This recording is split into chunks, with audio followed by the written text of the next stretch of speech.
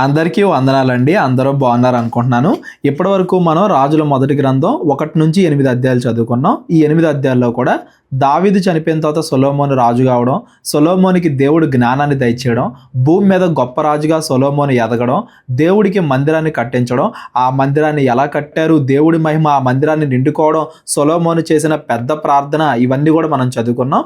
ఈరోజు మనం రాజుల మొదటి గ్రంథం 9వ అధ్యాయం నుండి చదువుకుంటూ వెళ్దాం. సొలొమోను యెహోవా మందిరమును రాజనగరును కట్టుటయు తాను చేయగోరినదంతటినీ చేయుటయు ముగించిన తరువాత యెహోవా మందిరాన్ని కట్టాడు, రాజనగర్ను కట్టాడు.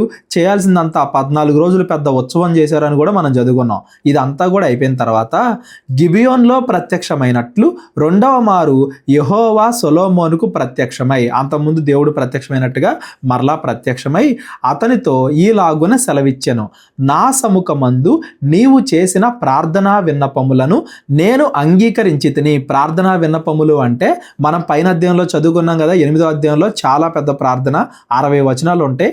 అంత పెద్ద ప్రార్థన అదంతా కూడా నేను విన్నాను, అంగీకరించాను. నా నామమును అక్కడ సదాకాలము ఉంచుటకు నీవు కట్టించిన ఈ మందిరమును పరిశుద్ధపరిచి ఉన్నాను. నా దృష్టియు నా మనస్సును ఎల్లప్పుడూ అక్కడ ఉండును. నా దృష్టి నా మనస్సు ఎల్లప్పుడూ అక్కడ ఉండు అంటే ఎవరైతే నాకు ప్రార్థన చేస్తారో, పైన అధ్యాయం మొత్తం కూడా మనం అదే చదువుకున్నాం కదా, ఆ యెహోవా మందిరం వైపు తిరిగి ఎవరెవరైతే ప్రార్థన చేస్తారో వాళ్ళందరి మాట నేను ఆలకిస్తాను, నా మనసు అక్కడ ఉంచుతాను. నీ తండ్రి అయిన దావీదు నడిచినట్లు నీవును యథార్థవంతుడవై నీతిని బట్టి నడుచుకొని నేను నీకు సెలవిచ్చినదంతటి ప్రకారము చేసి నా కట్టడలను విధులను అనుసరించిన ఎడల నీ సంతతిలో ఒకడు ఇజ్రాయేలీల మీద సింహాసనాసీనుడై ఉండక మానడని నీ తండ్రి అయిన దావీదునకు నేను సెలవిచ్చినట్లు ఇజ్రాయేలీల మీద నీ సింహాసనమును చిరకాలము వరకు స్థిరపరచుదును. ఎలా అయితే దావీదు నడుచుకున్నాడో మంచిగా, అలా నువ్వు కూడా నడుచుకుంటే నేను మీకు తోడుంటాను. అలాగే ఇజ్రాయేలీల సింహాసనం మీద అంటే రాజుగా ఎప్పటికీ మీ వంశం వాళ్ళే ఉంటారు అని దేవుడు సొలొమోనుతో ప్రమాణం చేస్తున్నాడు. సౌలు దగ్గర ఎలా అయితే జరిగిందో, సౌలు తప్పు చేసినప్పుడు సౌలు కుటుంబం నుండి అధికారం తీసేసి దేవుడు దావీదు కుటుంబానికి ఇచ్చాడో అలా నేను చేయను. ఎప్పుడు మీరు నా కట్టడలు, నా విధులు, నా ఆజ్ఞలు వాటన్నింటి ప్రకారంగా నడుచుకున్నప్పుడు అని సొలొమోనుతో దేవుడు చెప్తున్నాడు. అయితే మీరే కానీ మీ కుమారులే కానీ ఏ మాత్రమైనను నన్ను వెంబడించుట మాని నేనిచ్చిన ఆజ్ఞలను కట్టడలను అనుసరింపక ఇతరమైన దేవతలను కొలిచి పూజించిన ఎడల నేను ఇజ్రాయేలీలకు ఇచ్చిన ఈ దేశములో వారిని ఉండనీయక వారిని నిర్మూలము చేసి నా నామమునకు నేను పరిశుద్ధపరిచిన ఈ మందిరమును నా సముఖములో నుండి కొట్టివేసేదను. ఫ్యూచర్లో జరిగే దాని గురించి దేవుడు ముందే హెచ్చరిస్తున్నాడు అని దాని అర్థం. పైన కూడా 2-3 సార్లు దేవుడు హెచ్చరించాడు.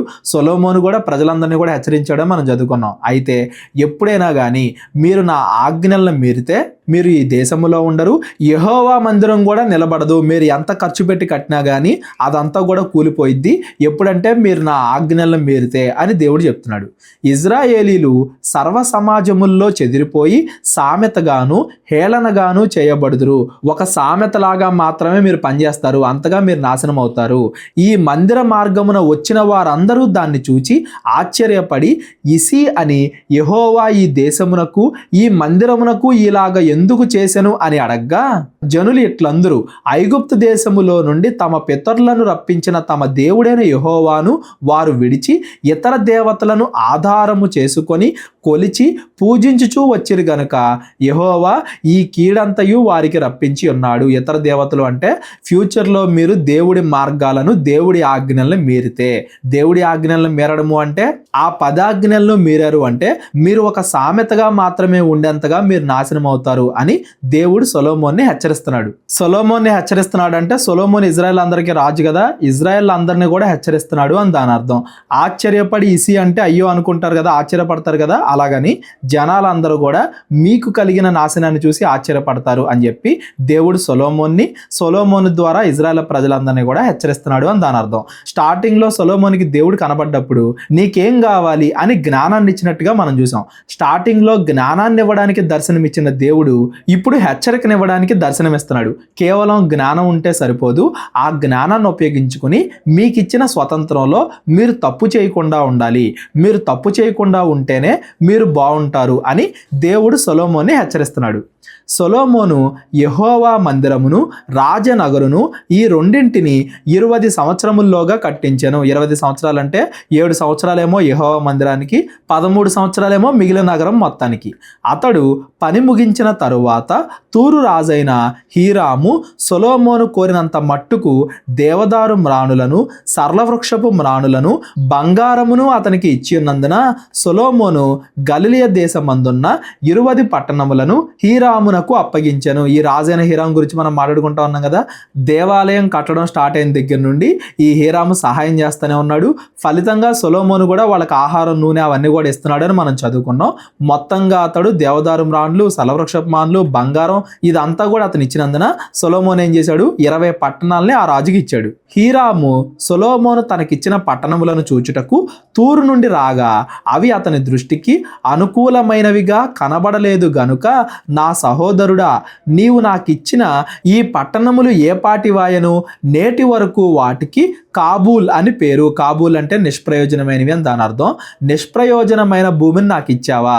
20 పట్టణాలు ఎక్కువ భూమే, కానీ నిష్ప్రయోజనమైన దాన్ని నాకు ఇచ్చావా అని చెప్పి ఆ హీరాము కొంచెం అప్సెట్ అయ్యాడు. ఈ సందర్భం ఇక్కడ మనకి ఎందుకు రాయబడింది అంటే, పైన దేవుడు సొలొమోన్ని హెచ్చరించాడని మనం చదువుకున్నాం కదా. హెచ్చరించినప్పటికీ సొలొమోను కొద్ది కొద్దిగా పాపంలో పడిపోతున్నాడు అని మనకు అర్థం అవ్వాలి. పాపం ఎప్పుడు కూడా ఒకటేసారి రాదు కదా, కొద్ది కొద్దిగా మనల్ని భ్రమపరిచిద్ది. ఇక్కడ సొలొమోను కూడా కొద్ది కొద్దిగా పాపంలో పడిపోతున్నాడు అనే దానికి ఇది మొదటి హెచ్చరిక అని దాని అర్థం. తన జ్ఞానాన్ని ఉపయోగించుకుని ఎక్కువ లాభాన్ని సంపాదించుకోవాలి అని సొలొమోను అనుకున్నాడు. దానివల్ల ఆ హీరాము రాజు అప్సెట్ అయ్యాడు.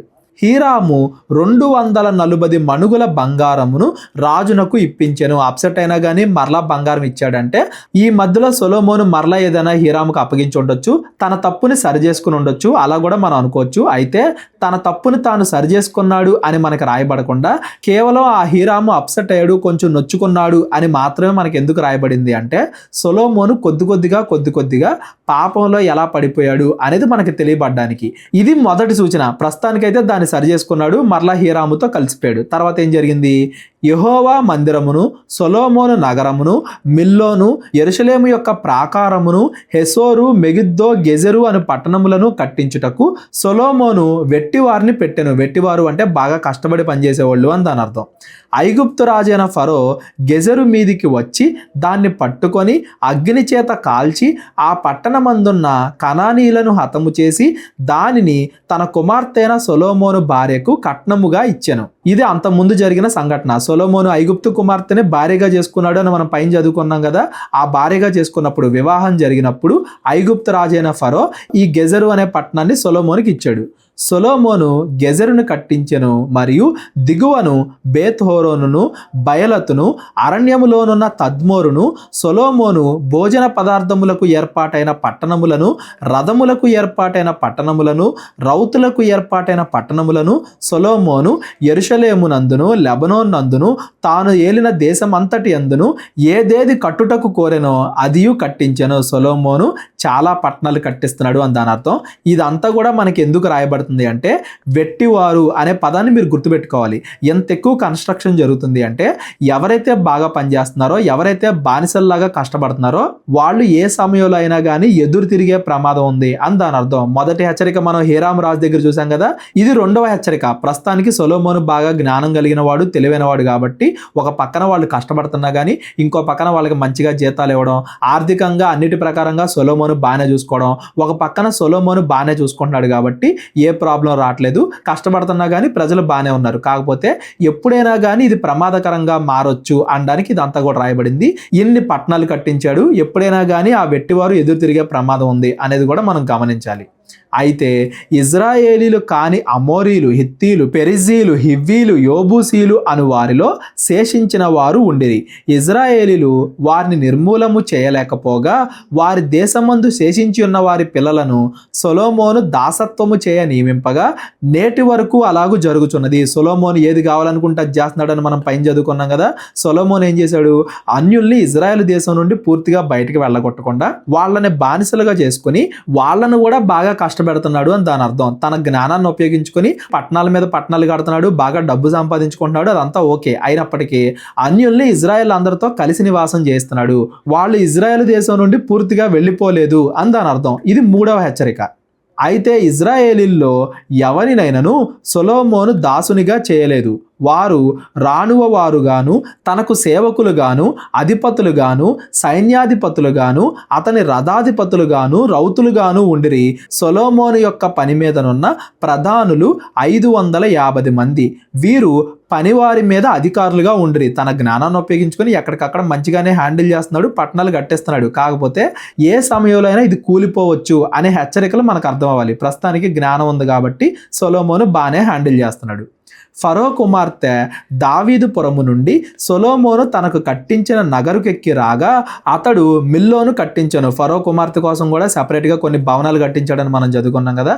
అలాగా కట్టడల మీద కట్టడలు, కన్స్ట్రక్షన్ మీద కన్స్ట్రక్షన్ అలా చేసుకుంటా పోతున్నాడు అని దాని అర్థం. మరియు సొలొమోను తాను కట్టించిన బలిపీఠం మీద ఏడాదిలో 3 మార్లు దహన బలులు, సమాధాన బలులు యెహోవాకు అర్పించుచు యెహోవా సముఖమందున్న పీఠం మీద ధూపద్రవ్యము వేయిచూ ఉండెను. పిమ్మట అతడు మందిరమును సమాప్తి చేసెను. ఒక పక్కన అక్కడక్కడ చిన్న చిన్న తప్పిదాలు ఉన్నా కానీ ఎప్పుడు కూడా దేవుడి దగ్గర పశ్చాత్తాపడుతున్నాడు, దేవుడికి బలు అర్పిస్తున్నాడు, యెహోవా మందిరం దగ్గర చేయాల్సినవి కూడా చేస్తున్నాడు అని దాని అర్థం. ఈ అధ్యాయంలో మీరు గమనించండి, దేవుడు హెచ్చరించాడు. సొలొమోను కూడా కొద్ది కొద్దిగా అక్కడక్కడ పాపపు సూచనలు కనబడుతున్నాయి. 90% మంచిగానే ఉన్నా కానీ ఒక 10% అక్కడక్కడ ప్రాబ్లమ్స్ ఉన్నాయి అనేది మీరు గమనించండి. మరియు రాజైన సొలొమోను ఎదోము దేశపు ఎర్ర సముద్ర తీరమందున్న ఏలతు దగ్గర ఎసోన్గెబెరునందు ఓడలను కట్టించెను. సొలొమోను సేవకులతో కూడా హీరాము సముద్ర ప్రయాణము చేయనెరిగిన ఓడవారైన తన దాసులను ఓడల మీద పంపెను. వారు ఓఫీరు అను స్థలమునకు పోయి అచ్చట నుండి 840 మణుగుల బంగారమును రాజైన సొలొమోను వద్దకు తీసుకొని వచ్చిరి. సొలొమోను యొక్క వ్యాపారాలు కేవలం ఆ దేశంలోనే కాదు, సముద్రాలు దాటి వెళ్తున్నాయి. అంటే చాలా దూరం, ఖండాలు దాటి, దేశాలు దాటి సొలొమోను వ్యాపారం చేస్తున్నాడు. ఆస్తిని, పట్టణాలని, వీటన్నిటిని కూడా రెడీ చేసుకుంటున్నాడు, సమకూరుస్తున్నాడు. ఏది కావాలనుకుంటే అది చేయగలుగుతున్నాడు తన జ్ఞానాన్ని ఉపయోగించుకొని అని దాని అర్థం. రాజుల మొదటి గ్రంథం 10వ అధ్యాయం కూడా ఈరోజు మనం చదువుకుందాం. 11వ అధ్యాయం నుండి రేపొద్దున మనం చదువుకుందాం. షేబా దేశపు రాణి యెహోవా నామమును గూర్చియు సొలొమోను కలిగిన కీర్తిని గూర్చియు విని గూఢార్థము గల మాటల చేత అతన్ని శోధించుటకై వచ్చెను. షేబా దేశము అంటే చాలా దూర దేశం నుండి వచ్చిన రాణి అని దాని అర్థం. ప్రజెంట్ ఈ యెమెన్, అరేబియన్ కంట్రీస్ ఉంటాయి కదా, అక్కడ నుండి అని దాని అర్థం. అంత దూరం నుండి సొలొమోనుకి ఎంత జ్ఞానం ఉందా, వాళ్ళ దేవుడైన యెహోవా అతనికి జ్ఞానాన్ని ఇచ్చాడా అని విని నిజంగానే అవునో కాదు అని పరిశీలిద్దామని శోధించడానికి, అంటే అతడి దగ్గర ఏదో జ్ఞానం ఉందని బాగా గర్వపడుతున్నట్టు ఉన్నాడు, అదేమీ లేదు అన్నట్టుగా, మా దగ్గర ఎక్కువ జ్ఞానం ఉంది అన్నట్టుగా అతను అవమానపరచడానికో, శోధించడానికో, తక్కువ చేయడానికో అలాగా ప్రశ్నల చేత శోధిద్దామని వస్తుంది. ఆమె గొప్ప పరివారముతో గంధవర్గమును, విస్తారమైన బంగారమును, రత్నములను ఒంటి మీద ఎక్కించుకొని యెరూషలేమునకు వచ్చాను. చాలా దూరం నుండి వచ్చింది. సొలొమోను దర్శనము చేసి తనకు తోచిన దాని అంతటిని బట్టి అతనితో మాట్లాడగా ఆమె వేసిన ప్రశ్నలన్నిటికీ సొలొమోను ప్రత్యుత్తరము చెప్పాను. అంటే ప్రశ్నలన్నిటికీ అంటే చాలా రకాలుగా సొలొమోను జ్ఞానాన్ని ఆవిడ పరీక్షించింది అని దాని అర్థం.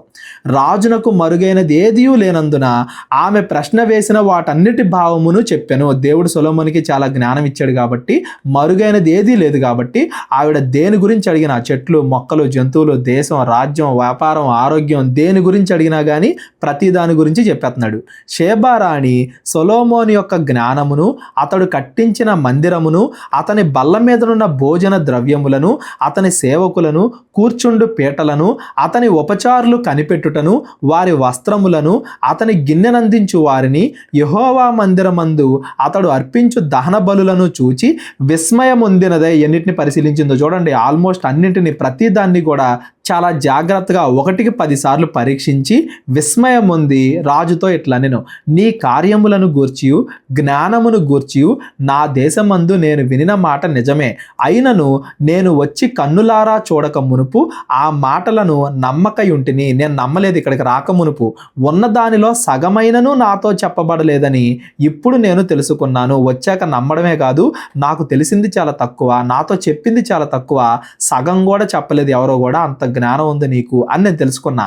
నీ జ్ఞానమును నీ భాగ్యమును నేను వినిన దానిని బహుగా మించి ఉన్నవి. నేను విన్నదానికన్నా ఎన్నో రెట్లు నువ్వు జ్ఞానవంతుడివి.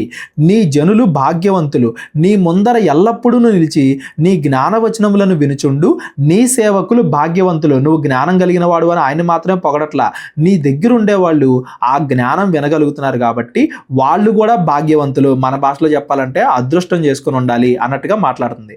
నీ యందు ఆనందించి నిన్ను ఇజ్రాయేలీల మీద రాజుగా నియమించిన నీ దేవుడైన యెహోవాకు స్తోత్రము కలుగును గాక. యెహోవా ఇజ్రాయేలీలందు శాశ్వత ప్రేమ యుంచెను గనుక నీతి న్యాయములను అనుసరించి రాజకార్యములను జరిగించుటకు ఆయన నిన్ను నియమించెను అనెను. సొలొమోను చూసి దేవుడి గొప్పతనాన్ని తెలుసుకుంటుంది, దేవుడి ప్రేమను తెలుసుకుంటుంది, దేవుడి యొక్క నీతి న్యాయాలను తెలుసుకుంటుంది. అంత జ్ఞానం కలిగిన వాడు మోసం చేయాలనుకుంటే జనాలను ఏదైనా చేసి ఉండొచ్చు, కాకపోతే నీతి న్యాయాల ప్రకారంగా నడుచుకుంటున్నాడు, దేవుడిని ఎప్పుడు కూడా పూజిస్తున్నాడు. కాబట్టి సొలొమోను చూసి దేవుడి గొప్పతనాన్ని తెలుసుకుంది. అసలు ఈ షేబా గురించి, ఒక అన్య దేశపు రాణి గురించి ఇక్కడ ఎందుకు ఇంతగా రాయబడింది అంటే, అన్య జనులు కూడా దేవుడి దగ్గరకు వస్తున్నారు సొలొమోను యొక్క జ్ఞానాన్ని బట్టి, వాళ్ళు దేవుణ్ణి కీర్తిస్తున్నారు అనేది మనకు తెలియజేయడానికి. అన్ని జనులను ఎప్పుడు కూడా దేవుడు దూరంగా పెట్టలేదు, ప్రతి సమయంలో అన్ని జనుల్ని ఆయన రక్షించడానికే చూస్తా ఉన్నాడు అని ఆదికాండం నుండి మనం చదువుకుంటానే వస్తున్నాం. ఈ షేబా దేశపు రాణి గురించి యేసుక్రీస్తు వారు కూడా చెప్తారు. అన్య దేశపు స్త్రీ సొలొమోను దగ్గరికి వచ్చి దేవుణ్ణి కీర్తించింది కదా, సొలొమోను యొక్క జ్ఞానాన్ని బట్టి నేను సొలొమోను కంటే గొప్పవాడిని, నా జ్ఞానాన్ని బట్టి కేవలం ఇజ్రాయేలీలే కాదు అన్య జనులు అందరూ కూడా దేవుడి గొప్పతనాన్ని తెలుసుకుంటారు, దేవుడికి దగ్గర అవుతారు. సొలొమోను జ్ఞానమే అంత గొప్పదైతే దానికన్నా నేను గొప్పవాడిని, సొలొమోను ద్వారా షేబా దేశపు రాణి ఒక్కతే దేవుడి దగ్గరికి వచ్చిందేమో, దేవుడి గొప్పతనాన్ని గుర్తించిందేమో, కానీ నా ద్వారా అన్య జనులు అందరూ కూడా పరలోకానికి వెళ్తారు అని యేసుక్రీస్తు వారు సొలొమోను గురించి, ఈ షేబా దేశపు రాణి గురించి మాట్లాడిన సందర్భాన్ని కూడా మనం కొత్త నిబంధనలో చదవచ్చు. అన్య జనులు కూడా దేవుడిని కీర్తిస్తున్నారు, దేవుడికి దగ్గర అవుతున్నారు, అంతగా దేవుడు సొలొమోనుకి జ్ఞానాన్ని ఇచ్చాడు అని దాని అర్థం. ఈ షేబా రాణి సందర్భం నుండి మనందరం ఇంకొక ముఖ్యమైన విషయాన్ని కూడా గమనించాలండి. చాలామంది ఏమనుకుంటారంటే, దేవుణ్ణి ఆరాధించే వాళ్ళకి, యెహోవా దేవుణ్ణి ఆరాధించే వాళ్ళకి మాత్రమే దేవుడు పరలోకం ఇస్తానంటున్నాడు, మిగతా వాళ్ళకి దేవుడు పరలోకాన్ని ఇవ్వనంటున్నాడు, ఇది అన్యాయం కదా అన్నట్టుగా కూడా చాలామంది మాట్లాడుతూ ఉంటారు. కాకపోతే యెహోవా దేవుణ్ణి ఆరాధించడం అంటే ఏంటి అనే భావాన్ని మర్చిపోతారు. యెహోవా దేవుణ్ణి ఆరాధించడము అంటే దేవుడి యొక్క పదాజ్ఞల్ని పాటించడం. అందుకే యెరూషలేము దేవాలయంలో కూడా పదాజ్ఞల్ని పెడతారు.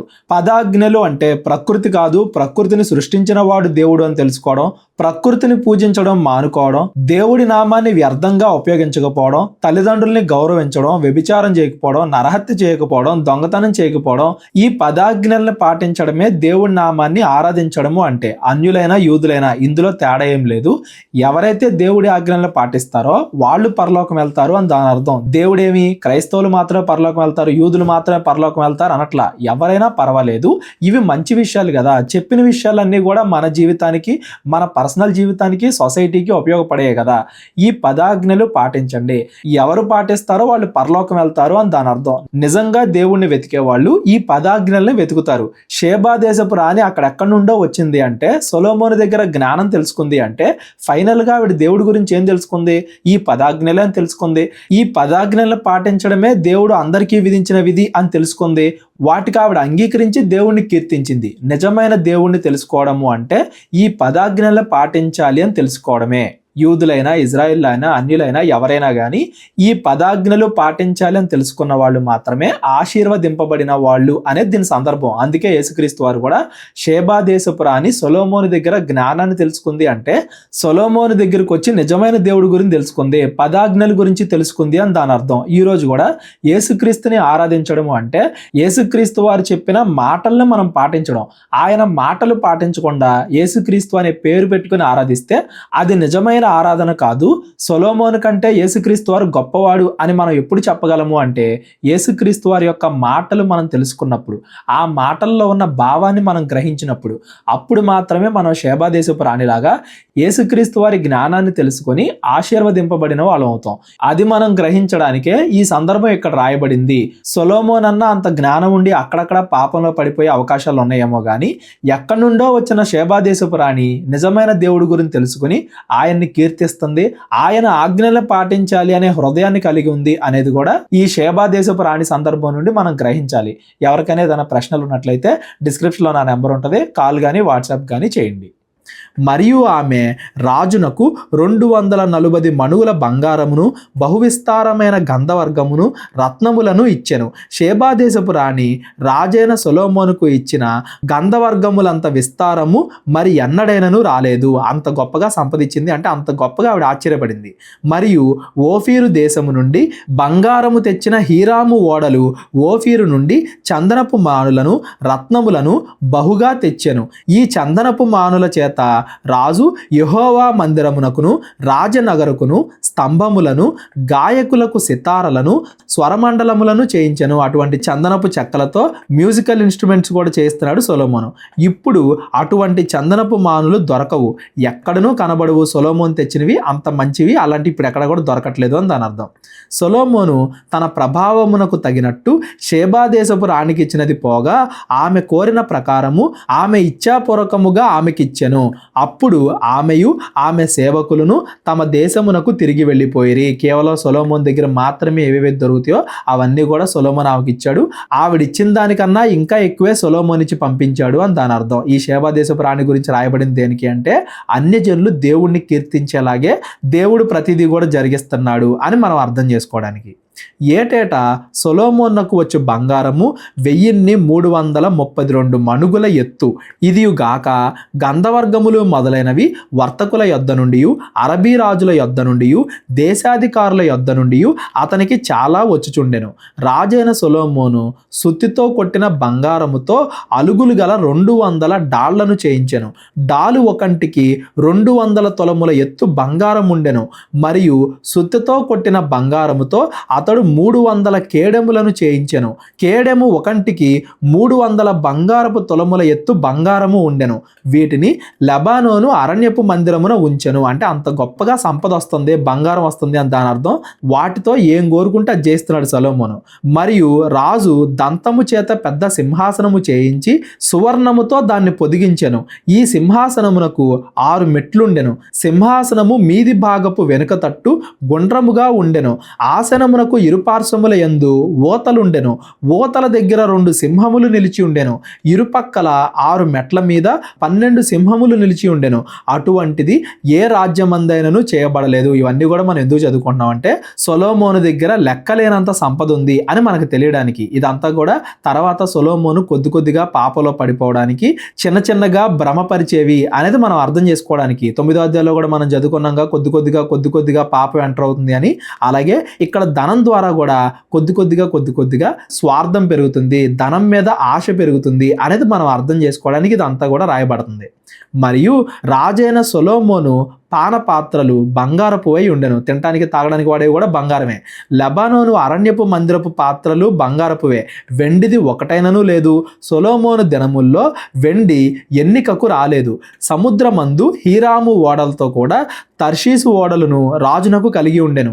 ఈ తర్షీసు ఓడలు 3 సంవత్సరములకు ఒకమారు బంగారమును వెండిని దంతమును కోతులను నెమలి పెట్టలను తీసుకొని వచ్చుచూ ఉండెను. ఈ ప్రకారము రాజైన సొలొమోను ధనము చేతను జ్ఞానము చేతను భూపతులందరిలో అధికుడై ఉండెను. ధనము చేతను జ్ఞానము చేతను భూపతులందరిలో అధికుడై ఉండెను అనే మాట మీరు జ్ఞాపకం చేసుకోవాలి. ప్రతిదీ కూడా ఇజ్రాయెల్ క్షేమం కోసం దాయడం వేరు, గర్వంతో కొద్దిగా ప్రతి దాన్ని కోరుకున్న ప్రతి దాన్ని కూడా సంపాదించుకోవడం వేరు. కొద్దిగా పాపం ఎప్పుడు కూడా ఒకటేసారి రాదు కదా, తెలియకుండా ఎలా ప్రవేశించిద్ది అనే దానికోసం ఇదంతా కూడా రాయబడుతుంది. అతని హృదయమందు దేవుడు ఉంచిన జ్ఞానవాక్కులను వినుటకై లోకులందరూ అతన్ని చూడగోర్రి. దేవుడు అతనికి ఎంత జ్ఞానం ఇచ్చాడో తెలుసుకోవడానికి ఎక్కడెక్కడ నుండో వస్తున్నారు. ఏర్పాటైన ప్రతి మనిషి వెండి వస్తువులు కానీ, బంగారపు వస్తువులు కానీ, వస్త్రములు కానీ, యుద్ధాయుధములు కానీ, గంధవర్ణములు కానీ, గుర్రములు కానీ, కంచరగాడిదలు కానీ తన వంతు చొప్పున కట్నములను ఏటేటా తీసుకొని వచ్చుచూ ఉండెను. మరియు సొలొమోను రథములను రౌతులను సమకూర్చెను. అతడు 1400 రథములను 12,000 రౌతులను గలవాడై ఉండెను. వీటిని అతడు రథములకై ఏర్పాటైన పురముల్లోనూ యెరూషలేమునందు రాజునొద్దను ఉంచ నిర్ణయించెను. ఇవన్నీ కూడా మీరు గమనించాలి. దేవుడు గుర్రాలు ఇవన్నీ కూడా మరీ ఎక్కువగా యుద్ధ ఉపకరణాల మీద ఆశ పెట్టుకోవద్దు, రాజులా చేయకూడదు అని కూడా దేవుడు చెప్పాడు. కొద్ది కొద్దిగా గర్వంతో దేవుడి ఆజ్ఞలకి దూరంగా జరుగుతున్నాడు సొలొమోను అనేది కూడా మనం గమనించాలి. రాజు యెరూషలేములో వెండిని రాళ్లంత విస్తారముగా వాడుక చేశాను. వెండికి రాళ్ళకి తేడాలినంతగా వెండి వాడారంట. దేవదారు మానులను షెఫేలా ప్రదేశమందున్న మేడి చెట్ల వలె విస్తరింపజేశాను. సొలొమోనుకు ఉండు గుర్రములు ఐగుప్తులో నుండి తేబడెను. రాజు వర్తకులు ఒక్కొక్క గుంపునకు నియామకమైన ధరనిచ్చి గుంపులుగా కొని తెచ్చిరి. గుర్రాలను ఇంకా గుంపులుగా తెస్తున్నారంట.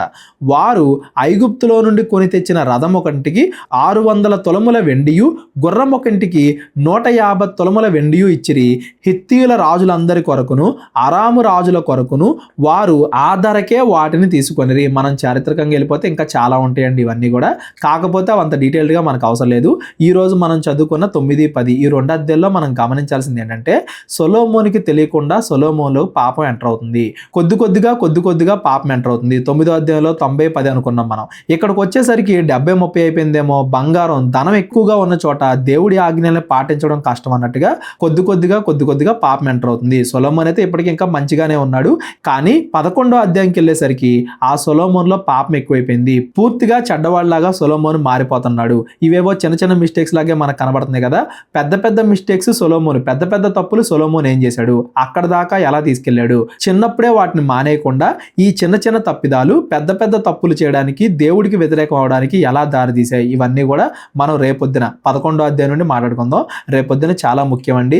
రాజు తప్పు చేయడం, రాజు యొక్క కొడుకులు తప్పు చేయడం, ఇజ్రాయెల్ తప్పు చేయడం, ప్రవక్తలు తప్పు చేయడం, ప్రవక్తలు కూడా తప్పులు చేయడం మనం గమనిస్తాం.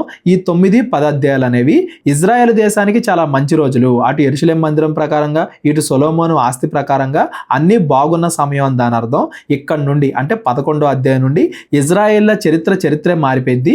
ఇంకా ఎప్పటికీ ఇజ్రాయెల్ ఇంత ఎత్తుని చూడలేదు. ఆ తర్వాత ఇజ్రాయెల్ ఎలా నాశనం అయిపోయారు, ఇజ్రాయెల్ రాజులు ఎలా నాశనం అయిపోయారు, యేసుక్రీస్తు వారి వరకు కూడా వాళ్ళు అలాగే ఉన్నారు. అప్పవాది వీళ్ళందరినీ ఎలా పాపలో పడవేసింది, ఇవన్నీ కూడా రేపటి నుండి మనం చదువుకుందాం.